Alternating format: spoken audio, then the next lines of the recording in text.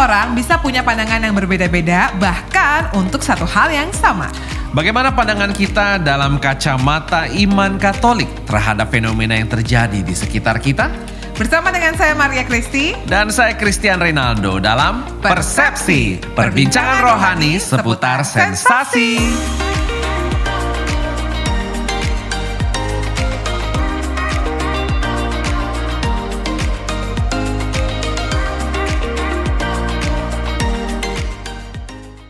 Memang ini luar biasa, media ministry dari BPK PKKKJ ini mengundang narasumber bukan kaleng-kaleng. Exactly. Saya senang sekali.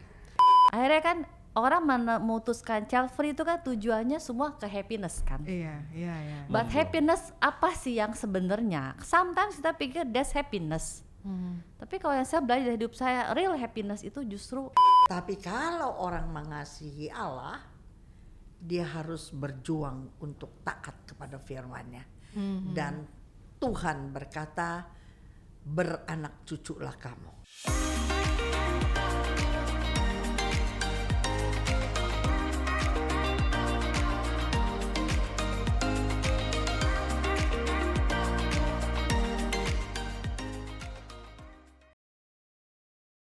Hai, shalom. Ketemu lagi bersama dengan kami semua di Persepsi, perbincangan rohani seputar sensasi.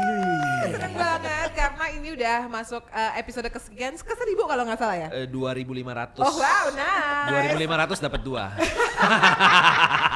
Dan untungnya di episode kesekian ini masih bersama dengan Christy Maria dan juga Christian Reynaldo. Yes, kami adalah Christian bersaudara. Oh wow, Ya, dan again buat kamu yang mungkin mendengarkan di YouTube, kau bisa dengan leluasa melihat segala ekspresi dan kemiripan kami berdua serta narasumber kami. Tapi buat kamu yang dengerin di podcast, only audio, which is it's okay karena suara kita dan talk kita sungguh akan menemani hari-hari kamu apapun yang kamu lakukan, listeners. Betul. Dan pastinya thank you banget buat your kind attention dari episode kita yang sebelum-sebelumnya. Kalaupun kamu belum nonton juga, silakan langsung dikulik aja channelnya karena kita benar-benar melihat atau membawakan tema-tema yang benar-benar penuh sensasi, which is lagi hangat-hangat ya. Tapi dari berbagai persepsi. Terutama adalah ajaran gereja Katolik. Exactly. Nah, Chris, kali ini gue tuh lagi again ya, mungkin ini lebih relate ke Kerjaan. enggak dong, usia aku. Oh, ini, usia. ini walaupun sensitif, tapi ini kenyataan ya, bukannya Iya. aku mau tua-tuain atau muda-mudain ya. Di usia kita yang sekarang mungkin aku kan early 20 tante. Jadi kayak benar-benar banyak yang berdiskusi. Nanti kalau misalnya mau nikah gimana? Termasuk bahasannya udah pasti adalah anak. Dan baru-baru ini mungkin 1 atau 2 tahun ada seseorang yang mungkin atau beberapa public figure yang mulai mengungkapkan statementnya dia, pilihan hidupnya dia untuk tidak ingin memiliki keturunan. Dan Alias, kalau misalnya kita tahu ya, bahasanya adalah child free. dan bagaimana kira-kira pandangan child free ini di gereja Katolik? Hari ini kita akan ngobrol bukan hanya Chris bersaudara aja yang akan nemenin listener semuanya. Karena yang pertama, ini ada lagi dan selalu hadir ya kayaknya di banyak episode Persepsi, the one and only Ibu Chun Wahono, Mami Chun, hai. Halo Ibu Chun Wahono. Mami Chun, hari ini yang pilihin lilac siapa yang pilihin outfit lilacnya hari ini? Warna bajunya. Warna bajunya, pilih sendiri lah. Oh, nice ya kan. Ini selera ABG ya. Kalau saya- Mami Chun sama masih ABG. Aku belum gocap. Udah gocap. Udah. Aku udah 75. Tolong kalau wanita tuh di mention umur agak sensitif. Oh iya, oke. Aku mungkin belum gocap. Tapi Ya. ribet lah pokoknya kalau misalnya ngomong mau sama wanita nengokin nggak ya. pernah menang lah kalau soal usia ya. Usia ya. Thank Oke. you Mami Chun udah hadir kesini kembali. Dan narasumber kita yang kedua kita perkenalkan Ibu Diana Secadi SPSI, Sarjana Psikologi ya. Oke, selamat datang Ibu Diana. Jangan kaget, jangan heran kalau lihat dua bersaudara ini cuap-cuap ya. Oke, shock biasanya ya. Oke. Tapi sebelum kita ngobrol sama Mami Chun dan juga Ibu Diana, kita pengen langsung lempar pertanyaan yang menjadi inti pembicaraan kita. Apa sih pandangan gereja Katolik dengan fenomena atau statement child free yang tentunya akan disampaikan oleh Romo? Silakan Romo. Salam keluarga. Munculnya gerakan atau keinginan atau bahkan tujuan dari sebuah perkawinan untuk child free atau bebas dari memiliki anak atau tidak mau mempunyai anak, membuktikan bahwa pengetahuan orang, pengetahuan umat mengenai ajaran-ajaran gereja dan tentu saja ajaran-ajaran Tuhan sudah luntur. Di kalangan para pasutri yang baru saja menikah, ada gagasan atau ada juga tujuan dari sebuah perkawinan yang mau bebas dari anak. Apakah gereja membolehkan child free? Atau apakah gereja menginginkan child free juga terjadi di kalangan pasangan-pasangan yang menikah di gereja Katolik? Di dalam gereja Katolik, secara singkat dapat dikatakan, tidak ada satu perkawinan Katolik yang mengizinkan child free atau tidak mau mempunyai anak. Kata tidak mau ini berbeda dengan kata tidak bisa punya anak.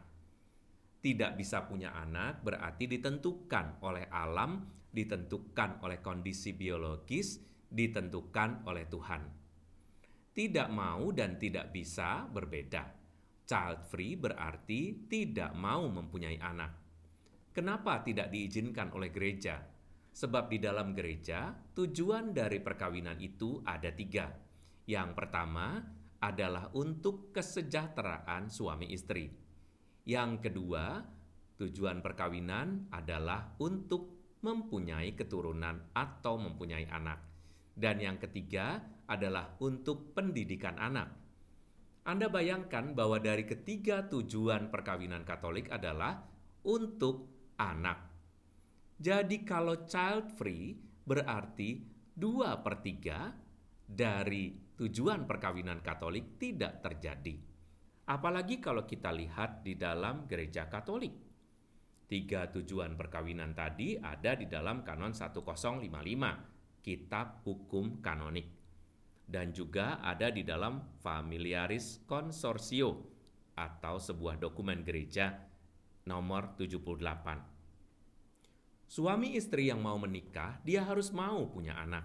Sebab menikah atau kawin berarti dia mau mempunyai anak dan bekerja sama dengan Tuhan untuk membesarkan kerajaan Allah di dunia ini melalui keturunan.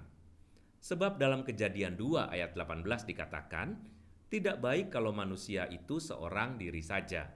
Aku menjadikan penolong baginya yang sepadan dengan dia. Di sini Allah menciptakan laki-laki dan perempuan untuk kebaikan. Tetapi kalimat menikah antara pria dan wanita ini juga diandaikan bahwa mereka harus mempunyai keturunan.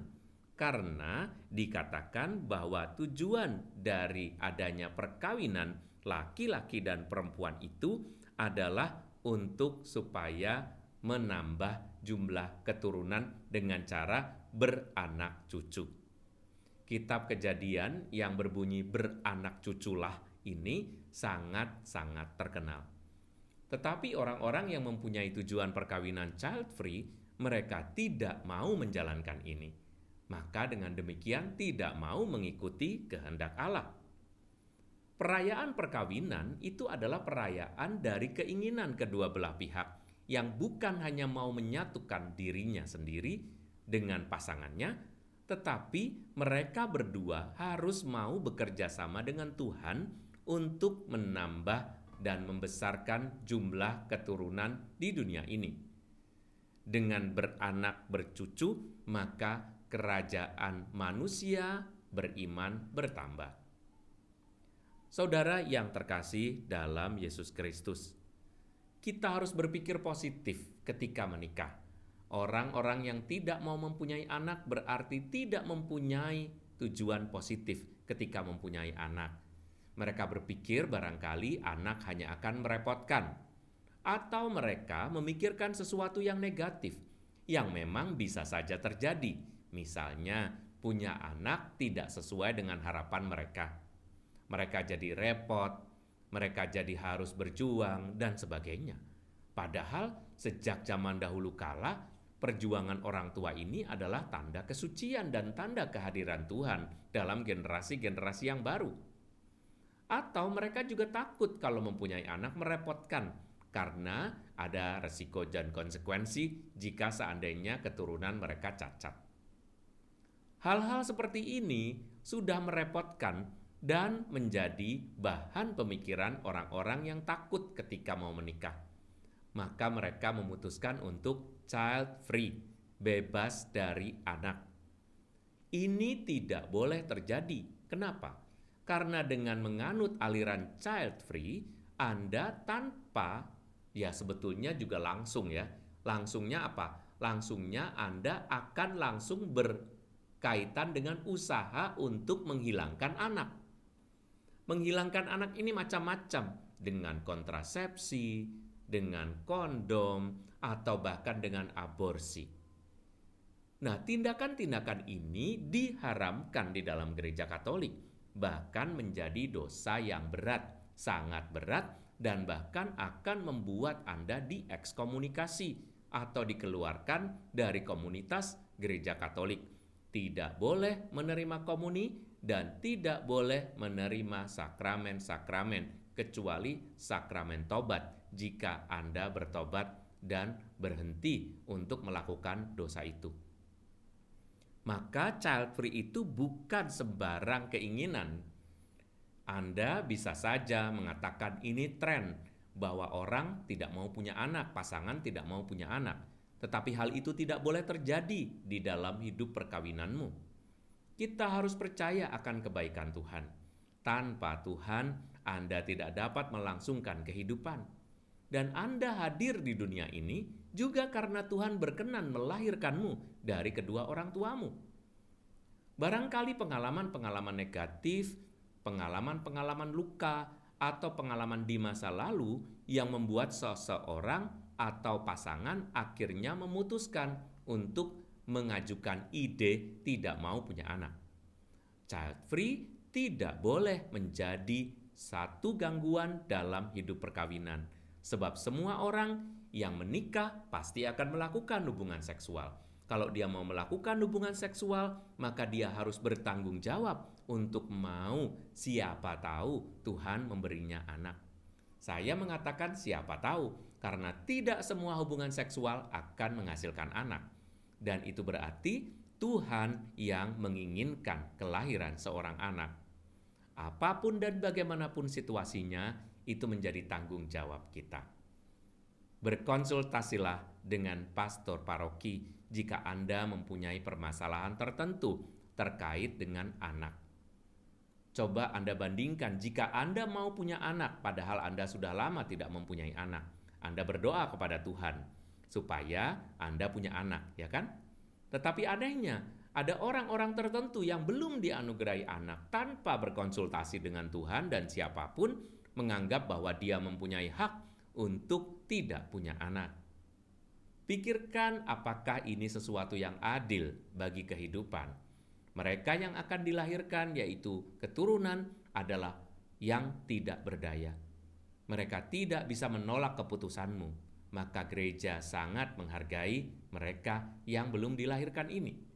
Dan pikirkan bahwa mempunyai anak itu membahagiakan. Anda bertanggung jawab dan menjadi semakin dewasa dengan menjadi orang tua. Mari sebagai seorang Katolik kita hentikan child free. Kita mulai dari diri kita dan pasangan kita, supaya anak-anak disambut dengan gembira seperti Tuhan Yesus menyambut anak-anak. Tuhan memberkati, salam keluarga. Nah, itu dia sudah dijawab sama Romo ya. Padahal kita tadinya mau perkenalin narasumber dulu, tapi Romo udah nggak sabar pengen ngomong. Ya udah kita kasih kesempatan Romo ngomong. Bener. Ya, dan ya sekarang kan? Romo udah selesai ngomong, udah ya mau ya, sampai situ aja ngomongnya. Kita mau kenalan lagi sama narasumbernya ya. Buat Ibu Chun Wahono, kenapa diketawain? Kayaknya nggak yakin gitu. Ibu Chun Wahono, anggap aja saya belum kenal. Anggap saja. Anggap aja, walaupun saya udah kesibukannya apa sih Siapa tak sekarang? kenal dia. Dia adalah Mami Chun. Seingat saya, Ibu Chun ini adalah ibu rumah tangga Ya. yang bergelut dengan tugas-tugas seorang ibu rumah tangga, punya anak juga yang spesial ya kalau nggak Iya, salah ya, special needs. berkebutuhan khusus. Berkebutuhan khusus yang katanya dulu seingat saya dokter-dokter bilang cuma nih paling 10-12 tahun, tapi Iya. dengan kuasa Tuhan, dengan doa dan dengan semua yang Yes, baik yes, dipersiapkan bisa sampai usia 50 tahun Iya, sekarang. betul. Wih, ingat padahal udah lama banget tuh ya obrolan itu. Lalu pewartaan juga ya, sibuk pewartaan dan juga konselor. Ya waktu karena saya hobi firman, saya angkatan pertama di gereja Katolik, dan mana ada sih di gereja Katolik pewarta awam? Zaman dulu bener nggak? Oh ya, ini saya kenal orang tuanya. Roy dan Weni, saya juga jadi pemirsa pasti kenal yang seumur saya bahwa ini adalah anak dari Weni dan Roy, ya. Jadi di awal-awal kami orang tua dia adalah angkatan pertama daripada di gereja Katolik yang menjadi pewarta. Sebelumnya nggak ada orang Katolik jadi pewarta, Oke. nggak ada. Kebayang nggak hidup di zaman itu senior lebih banget nih. itu another level ya saya. Ini Lo another kenal level. sama orang tuanya. Kayak lo kita kenal sama temen-temennya gitu. Udah semeja gitu, gua kenal sama orang tua lu. Iya sih, agak serem sih ya. Agak Langsung serem ya. minder, kicep Langsung gitu kan. minder kayak, oh, iya. Tapi Bu Diana saya yakin nggak kicap karena Bu Diana ini juga punya profil latar belakang yang bukan kaleng-kaleng. Of course. Setiap orang yang datang ke sini bukan kaleng-kaleng. Amin. Amin. Amin. Bisa jadi Semuanya berkah. udah di Semua ini ya. orang sebenarnya kaleng-kaleng, Hah? tetapi bersama Yesus diubah dari nothing menjadi something. Dengan level senior seperti itu gue nggak boleh membantahnya. Ya, makanya lo harus jawab amin karena kita Amin. percaya itu gitu kan. Amin. Oke. Chris, mereka ini adalah orang yang sangat kompeten sekali, terutama juga tadi kan sudah Romo menjawab dari ajaran gereja Katolik dan mereka adalah orang-orang yang sangat dekat dengan awam. Tapi Bu Diana ini Kehidupan siapa? Saya sehari-hari. baru pertama ketemu, saya belum kenal. Tadi latar belakangnya. kamu udah bacain, tapi kalau baca lagi nggak masalah. Saya belum baca apa-apa. Saya yang ngomong, saya kenal sama orang tuanya. Tapi si anak ini belum ngomong. Oh, kira udah ngomong dari tadi loh. Dia dari tadi diem loh, dia dari tadi diem. Ada kopi nggak buat Christian? Oke. Christian butuh. Bu Diana, refreshment. kenalan dulu dong. Bu Diana nih sibuknya apa, latar belakangnya ngapain aja gitu. Aku kuliah psikologi, lulus-lulus langsung terjun dalam konseling pastoral. Konseling pastoral? Pastoral Christian. Konseling pastoral. Apa Ya. itu? Jadi konseling yang combine dengan rohani, Wow. yang tujuannya mengenalkan Tuhan sebagai juru selamat Oke. untuk akhirnya mengubah mereka, membuat hidup mereka berubah dan meladani Yesus dan menjadi perguna bagi masyarakat Amin. secara rohani. Kenapa nyambungnya ke Amin? Setuju maksudnya? Saya setuju. Oh, oke. Saya setuju. Ya. Selain itu, selain konseling pastoral apa lagi? Saya jadi konselor, terus ngajar juga di kursus konseling dasar dan lanjutan. Oh, oke. Terus saya juga ngajar di Rata-Rata Penyembuhan Luka Batin konseling Sekinah. Oke. Dia orang-orang pertama tahu Oh, iya. yang bikin. Iya, memang papi Sekolah. mami yang bangun itu konseling pastoral. Tahun 1985 mulai. Sebelum lahir. Oh udah. 1985 mungkin saya lagi main Lego kayaknya. Tua banget loh ya. Malah gue belum lahir, malah gue tuh lahir 10 tahun kemudian. Iya, saya mau ngomong lagi didesain sama Tuhan takut dikutuk nanti. Udah lahir soalnya. Oke. Jadi kesibukannya banyak berkutat seputar itu. Paling ya sama saya ada bimbing kelas doa juga, 4 kelas doa sama kelompok doa syafaat. Memang secara panggilan memang saya merasa terpanggil juga, hidup doa cukup dalam saya. Oke. Kemudian ya Tuhan kasih kepercayaan untuk bimbing kelas doa. Tuhan kirim banyak anak-anak yang membutuhkan bimbingan. Ya itu sih kesibukan saya. Sangat menggambarkan memang pendoa ya. Kusuk banget ngomongnya, tenang, teratur, step by step. Dalam 60 detik ada 60 kata. Hebat ya. Memang ini luar biasa, media ministry dari BPK PKKKJ ini mengundang narasumber bukan kaleng-kaleng. Exactly. Saya senang sekali. Ya udah silakan, itu aja perkenalan dari saya. Lempar lagi. Tapi akhirnya again ya, yang Apa? tadi saya mau kasih statementnya lagi, mudah-mudahan di episode kali ini karena memang it's quite sensitive, listener juga bisa menerima informasinya dengan pikiran yang terbuka. Oh, of course. Bahwa kadang-kadang kan nggak semua orang mau menerima kebenaran ya, tapi dengan adanya kamu di sini atau mungkin kamu melihat tayangan atau cuplikan dari message kita di sosial media kamu, aku Ya. yakin ini bukan sebuah kebetulan. Karena again, penting sekali untuk tahu bagaimana kehidupan pernikahan dan juga kehidupan berumah tangga dengan anak ini merupakan sebuah anugerah yang luar biasa dari Tuhan. Yes. Dan Gereja Katolik sungguh menghargai kehidupan pernikahan itu dengan sangat luar biasa. So I think we will start with the Bu Diana, right? Oke. Jadi Bu Diana, kan kenapa kita ngomongin soal ini? Sebetulnya gara-gara tadi yang Kristi udah sempat ngomong, ada beberapa public figure di Indonesia yang ngomong soal kalau nanti menikah saya sudah decide saya tidak mau punya anak dengan Iya. berbagai alasan. Sebutan ngetrennya adalah child free. Tapi setelah saya riset, Takut banget loh. ya saya riset dari kertas ini yang disediakan oleh tim, ternyata istilah child free itu udah ada dari tahun 1972. Ya. Wow, tua sekali. Saya belum lahir waktu itu kebetulan. Itu jelas, Yes. pasti. Yang mau saya tanyakan adalah dari sudut pandang Bu Diana sebagai seorang konselor ya. Apa sih tanggapannya tentang keputusan orang-orang yang child free? Dari sisi psikologis ya mungkin. Ada pandangan tertentu? Oke. Kalau menurut saya itu personal ya, karena seseorang memutuskan untuk ini kan kita menikah punya anak itu sesuatu yang sudah dari sananya kalau mau dari zaman dahulu, baik di luar agama Katolik pun juga secara agama Katolik. Kalau sampai suatu hari menjadi suatu hal yang mau dirubah, ya pasti orang-orang ini juga punya reason tersendiri kenapa mereka melakukan itu, gitu loh. Jadi kalau saya lebih bilang ini personal, kembali ke orangnya, bahwa pasti ada sesuatu kenapa dia memutuskan itu, sehingga akhirnya dia mengambil keputusan bahwa saya mau child free, gitu loh. Jadi kalau saya bilang ya ke masing-masing orangnya. Masing-masing orang tuh pasti ada penyebabnya kenapa sampai dia Iya. akhirnya muaranya keputusan adalah aku pengen child free. Iya. Kalau dibilang penyebabnya ya memang kalau mau diomongin opsinya banyak penyebabnya. Ada yang bilang ya financial, mungkin merasa nggak siap secara keuangan. Seperti kalau di Amerika orang-orang yang penghasilannya rendah itu biasanya malah mereka yang memutuskan child free, karena mereka berpikir ya untuk membiayai juga udah secara keadaan tidak mendukung, sehingga ya mereka sadar diri untuk tidak punya anak. Tapi kan kalau di Indonesia budayanya berbeda ya. Ya. Malah seperti orang zaman dulu bilang banyak anak banyak rezeki. Rezeki. Jadi makin banyak anak makin bagus, banyak ya, rezekinya. gitu kan. Nah juga ada yang juga bisa karena soal relasi. Ada yang merasa kalau pengen matengin nih relasi sama pasangannya dulu, pengen Pengen seneng-seneng deket sama dulu, iya, pengen pacaran pengen dulu. punya waktu banyak, misalnya gitu Oke, ya. Oke, Mei. Atau juga karir. Karena sekarang kan emansipasi wanita semua sudah baik ya, beda sama zaman dulu.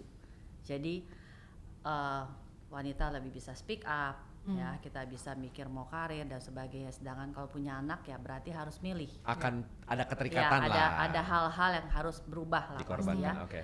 Juga banyak karena sekarang kan kalau menikah ada pemeriksaan kesehatan. Ya. Ternyata ada penyakit-penyakit tertentu yang mungkin dia takut kalau saya punya anak. Apakah nanti akan diturunkan, nanti anak saya juga sakit dan sebagainya. Itu dengan banyak faktor yang memang akhirnya kenapa orang bisa memutuskan child free. Tapi juga trauma.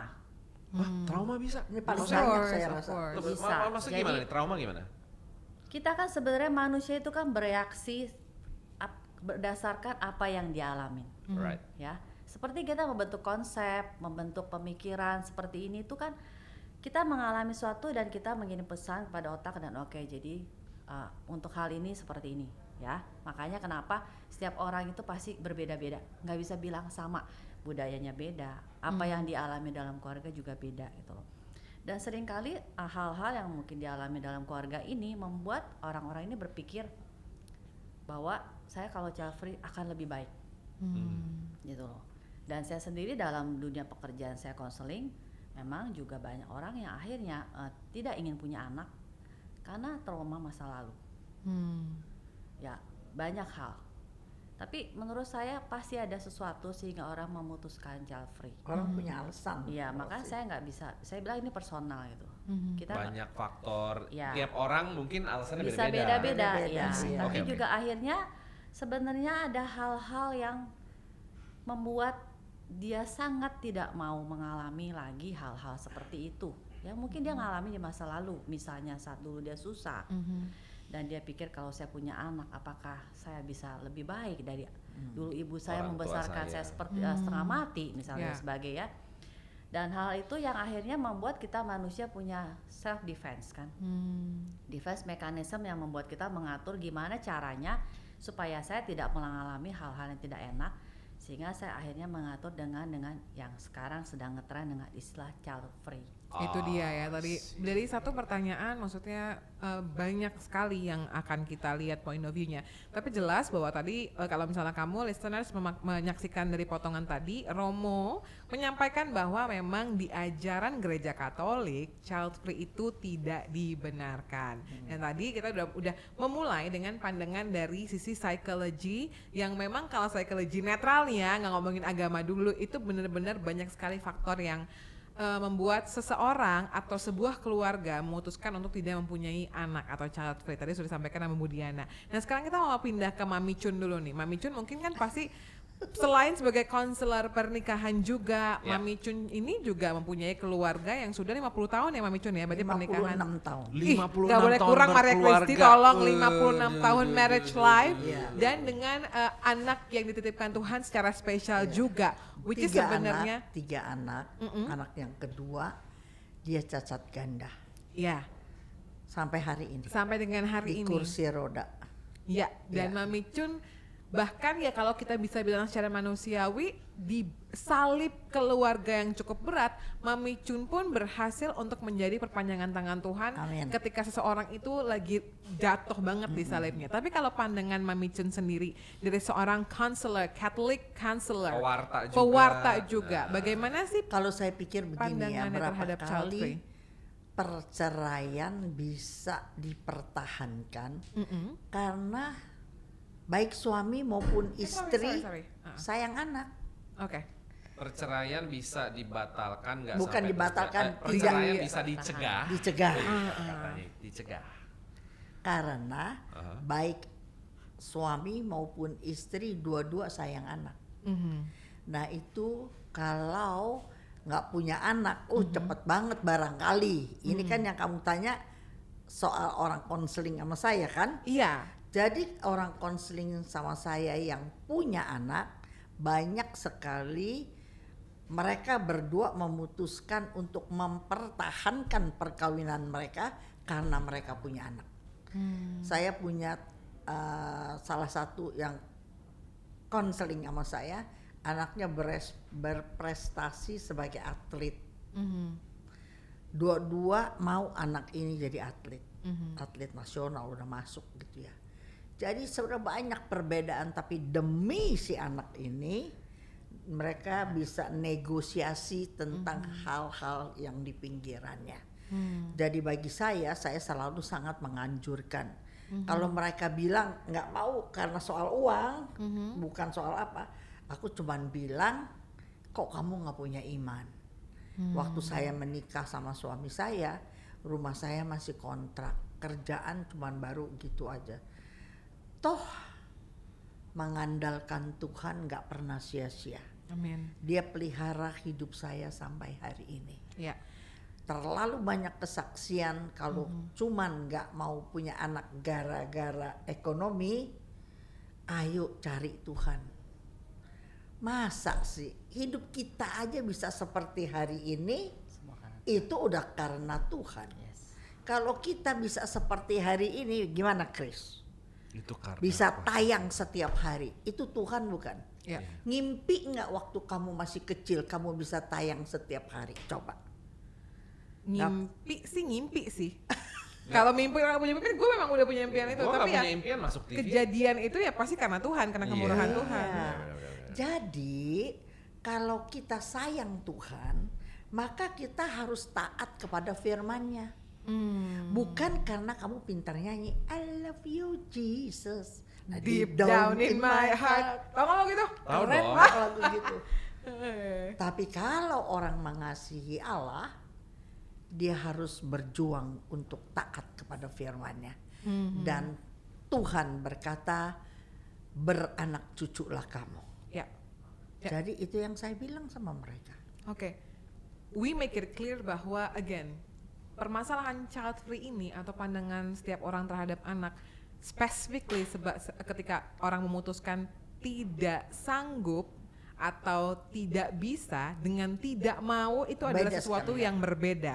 Kita mengetahui bahwa tidak semua orang ditakdirkan untuk, pertama deh yang paling gampang aja, untuk menikah, untuk di barisan awalnya. Tidak semua memang awam itu ditakdirkan untuk menikah. We have to clarify, kita harus juga dengar suara Tuhan, apakah panggilan hidupku adalah selibat, ya kan? Itu Iya. satu di gereja Katolik. Panggilannya ya. Begitu udah masuk deh, oke panggilannya menikah nih.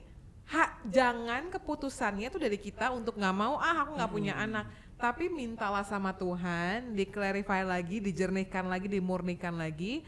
Panggilan berkeluarganya ini apakah untuk dititipkan anak atau tidak? Nah, kita make it clear lagi bahwa kita tuh sekarang ini lagi membahas masalah yang tidak mau. Dan tadi so far Bu Diana sudah menguraikan banyak juga alasan kenapa orang nggak mau, ya ekonomi dan lain-lain. Karena banyak faktor yang terjadi. Tapi Mami Chun sudah membuat pandangan juga bahwa kenapa nih kamu memutuskan untuk tidak mau memiliki anak, padahal di ajaran gereja Katolik adalah anak itu salah satu anugerah yang luar biasa yang ketika kamu dititipkannya jangan sampai kamu menolak gitu kan. So mungkin pasti aku yakin ini punya pro dan kontra yang cukup tinggi. Tapi again untuk listeners yang mungkin dari denominasi lain, kita berbicara hal ini dari ajaran gereja Katolik. Nah sekarang mungkin pertanyaan nextnya adalah silakan Christian. Oh, dilempar ke saya. Karena di listener kamu yang Karena nanya ya. saya udah meriset juga. Jadi Mampu. memang ya kalau untuk jadi host seperti ini kita harus banyak-banyak riset. Terutama tim persepsi Terutama ya. timnya ya. Riset. Kita dapat feedback. Jadi gini, dari Halodoc, dari Kompas itu ada artikel kesehatan bahwa untuk resiko hamil bagi wanita yang berusia 40 tahun Ke lebih, atas, iya. 40 tahun ke atas itu bisa 2 kali lipat lebih beresiko. Karena ada penyakit-penyakit kronis kayak diabetes lah, kemudian tekanan darah Mongoloid. tinggi. Ya. Preeklamsia. Preeklamsia Iya. betul. Itu juga tingkat kesuburan menurun, resiko keguguran, ya Iya, kan? iya. Itu kan juga bisa dong, ya kan resiko keguguran gara-gara prematur, juga bisa kelainan kromosom, cacat, Down syndrome, banyak lah. Resikonya banyak. Iya. Umur udah di atas 40, tapi katanya tidak boleh menolak anak. Nah, bagaimana pandangan dari Bu Diana, dari sisi Bu Chun juga? Saya ada teman baik, dia hamil umur 42. Bukan sama saya loh, bukan saya loh yang hamil. Bukan saya loh, bener, bukan saya loh, bukan saya loh. Bukan. Lalu Mami Chun? Terus? Terus dia takut kan gitu. Anaknya 2 lelaki. Oke. Terus dia hamil, Anak ketiga nih. anak 3. Tapi dia udah 42 kenal firman tahun. Tuhan, Oh, oke, 42 oke. tahun. Oke. Dan dia tahu aborsi nggak boleh. Betul. Ya kan, kemana-mana nggak boleh. Jadi dia doanya kenceng-kenceng. Dia puasa, dia doa. Anak ketiga lahir perempuan, cantik dan normal semuanya. Jadi yang seperti biasa saya omong, tidak ada doa yang sia-sia. Amin. Persekutuan dengan Tuhan tidak akan pernah sia-sia. Yes. Berharaplah kepada Dia, pasti Dia Allah yang tidak mengecewakan. Itu jawaban yang singkat, padat, dan to the point oleh pewarta ya. Memang kalau Ya. pewarta jawabannya harus seperti itu. Baik, terima kasih Ibu Chun. Nah sekarang dari Ibu Diana sendiri. Kalau misalnya dia nggak secara keadaan tidak mendukung, itu bukan child free sebutnya. Iya. Child free itu memang dia tidak mau. Tidak mau, oke. Tidak mau punya anak. Tapi kalau misalnya usia 40 tahun ke atas dia ada Atau dia penyakit, hamil gimana? ya ada penyakit dan sebagainya membuat dia susah hamil, itu bukan child free sebutnya. Itu termasuk childless. Childless itu Childless itu tidak bisa. bisa punya anak. Anggap sehat deh. 40 saya Nah. oke, nggak ada masalah dengan sistem reproduksi. Tapi saya nggak mau punya anak Iya. lagi setelah umur 40. Ya saya kalau dari segi saya ya diberesin dulu apa yang menjadi masalah takutnya dia. Ya kembali lagi juga memang harus juga bergantung kepada Tuhan.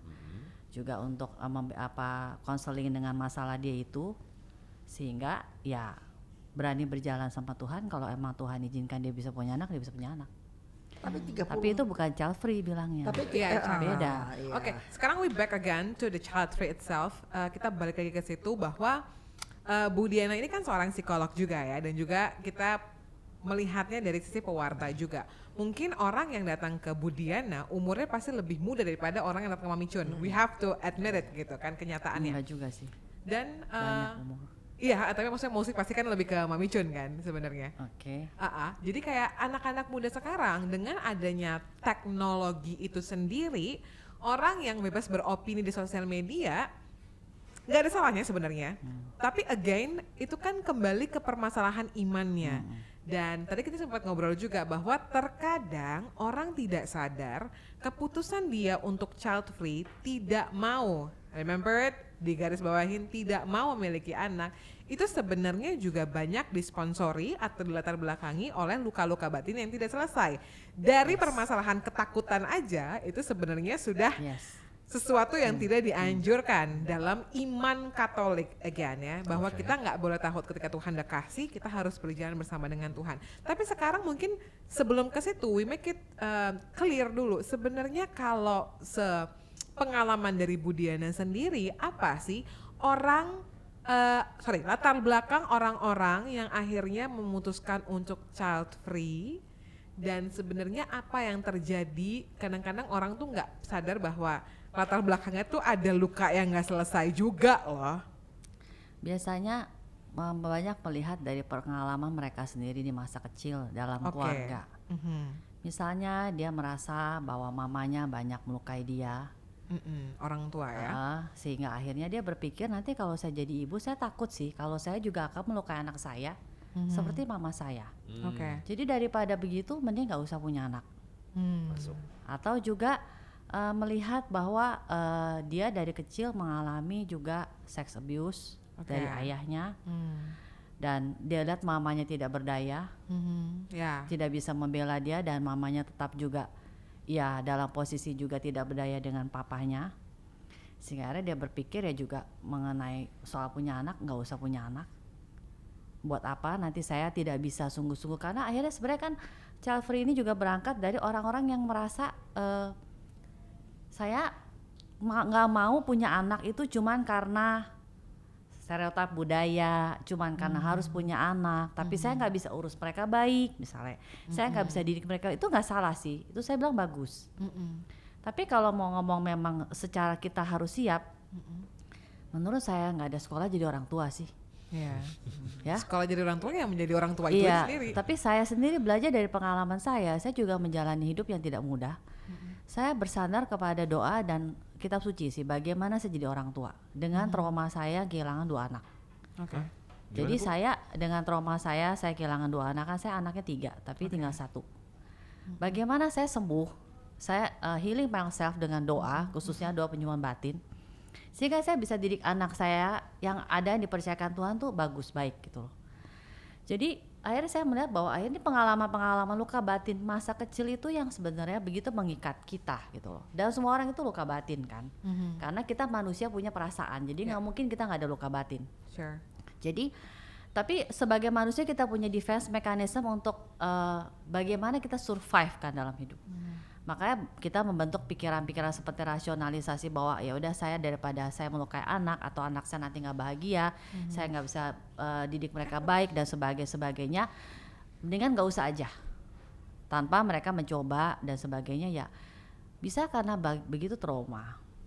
Gitu. Oke, Bu Diana boleh saya tanya sebentar? Maaf kalau kurang berkenan, tapi saya tadi mendengar katanya ibu punya 3 anak, and then 2 anak kemudian tutup usia, itu menimbulkan trauma atau gimana? Umur Pasti, berapa tuh dia? pasti. Saya belum Zero. Aku waktu itu saya kematian anak pertama saya usia 27 tahun. Si Terus bayi. Si anak ya umur anak piro? saya meninggal umur 2 tahun tante. Aduh, sedang. Terus saya lagi hamil yang kedua waktu itu. Terus kemudian anak saya nomor 3 itu, jadi yang hidup sekarang itu nomor 2. Anak saya nomor 3 itu meninggal waktu dia umur 1 tahun. Saya umur 31. Tapi saya bersyukur saya punya orang tua yang hidup dalam Tuhan. Mereka yang sangat menanamkan doa dalam diri saya, sehingga Saya memang mendalami juga luka batin karena memang orang tua saya juga bergerak di bidang itu. Maka kenapa saya jadi konselor pastoral, memang kita combine rohani dengan psikologi. Ya. Dan saya berjuang untuk sembuh because saya tahu ini luka-luka ini bisa menghambat. Menghambat saya jadi ibu, menghambat saya jadi istri, dan menghambat saya feel happiness. Ya. Akhirnya kan orang memutuskan child free itu kan tujuannya semua ke happiness kan. Iya. But happiness apa sih yang sebenarnya? Sometimes kita pikir that's happiness. Tapi kalau yang saya belajar dari hidup saya, real happiness itu justru batin saya bisa merdeka gitu. Dari takut, dari trauma dan sebagainya, dan saya bisa mendidik anak saya bukan dengan saya yang ketakutan karena pernah kehilangan dan saya membuat dia apa nggak boleh dan sebagainya gitu. Jadi saya dalam pekerjaan saya melihat kasihan itu banyak orang akhirnya dengan trauma-trauma ini dan ya sering kita nggak tahu kan mengenai luka batin ini kan belum umum ya. Kadang kita juga nggak tahu cara mencari pertolongan kan. Dan akhirnya manusia sering bergantung pada kekuatan dia kan, sehingga dia membuat mindset dan hal-hal seperti kayak child free ini sehingga dia merasa bahwa dia berharap dengan seperti ini saya happiness gitu loh. Tapi lebih karena ada sesuatu yang dia tidak mau mengalami lagi atau mengulang lagi. Ya. Yes. Gitu. Berarti oke. Pertama saya harus bersimpati dulu atas apa yang sudah pernah Bu Diana alami dan beratlah kehilangan anak. Saya bisa membayangkan walaupun saya tidak merasakan itu. Pertanyaan saya adalah yang tadinya saya pikir ibu anak pertama hilang, anak kedua hilang, dan kemudian bagaimana heal untuk akhirnya mau punya anak ketiga. Tadinya saya pikir seperti itu, tapi ternyata yang berpulang adalah anak pertama dan anak ketiga. Ibu proses self healingnya itu sendiri berapa lama kalau boleh saya tahu? Ini kan berarti ini masuk lebih mengenai doa ya. Iya. Doa penyembuhan batin yang saya jalani, sebenarnya kan penyembuhan batin itu ongoing proses. Iya. Jadi kita nggak bisa bilang oke 1-2 tahun saya sudah doa saya sudah sembuh sama itu sekali. Itu terus berjalan. Yes, betul. Ongoing proses. Jadi dalam prosesnya kita akan terus mengalami lebih baik gitu loh. Tapi saya berjuang sekali waktu itu saya hidup doa sangat dalam, berjam-jam saya doa. Mungkin 10 tahun. Untuk saya sungguh-sungguh feel saya happy dari dalam. Dan saya bisa mengampuni itu semua. Sampai saya masih bisa bilang, saya masih bisa memberitakan Tuhan dalam seluruh pekerjaan saya, walaupun saya waktu baru kematian tahun 2005 dan 2006 saya kembali dalam konseling Sekinah karena janji saya pada Tuhan, saya cuti saat saya ngurus bayi saya karena my baby meninggal, anak saya yang nomor 2 udah mulai sekolah, jadi saya mulai kembali lagi dalam konseling. Saya masih bisa memberitakan Tuhan baik. Karena saya melihat akhirnya di dalam setiap kepahitan manusia itu Roma 8:28. Tuhan bekerja dalam setiap perkara mendatangkan kebaikan bagi siapapun yang terpanggil dalam rencana Dia, yang mau percaya padanya. Jadi saya sudah bisa mengampuni, saya bisa terima kasih untuk itu semua. Amin. Karena saya sangat hebat doanya. Kematian itu membuat saya sangat hebat doa, dan ternyata Tuhan akhirnya mempercayakan saya menolong banyak orang untuk hidup doa dan menolong diri masing-masing akhirnya supaya akhirnya kita punya good relationship sama Tuhan. Karena kuncinya sebenarnya di situ happiness. Kita nonton zaman sekolah dulu. Aku zaman nonton. Waktu saya kuliah. Sekolah di mana sih? Kalau sekolahnya nonton gituan? Sekolah saya nggak ada nonton gituan.